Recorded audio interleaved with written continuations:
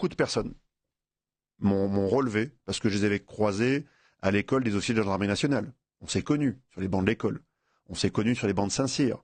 Donc, c'est des relations anciennes qui, parfois, au détour d'une conversation, nous disent « Bah oui, je suis lieutenant-colonel, j'ai eu mon entretien au bureau personnel officier, le BPO, et on m'a dit, bah écoutez, colonel, si vous souhaitez devenir colonel plein et lourd, voire général, et rentrer dans la piste aux étoiles, ce qu'on appelle la piste aux étoiles, vous allez devoir,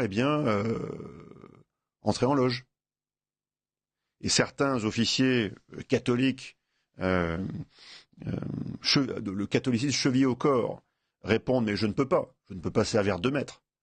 Et là, il leur est répondu, mais beaucoup sont, parmi vous, des officiers de vitrine, d'affichage catholique, mais qui sont ouvertement francs-maçons. Donc tout est verrouillé par une secte. Il y a une secte qui verrouille tout en France, qui verrouille toutes les têtes de réseau, et qui verrouille jusqu'aux forces armées. Elles sont verrouillées par cette secte.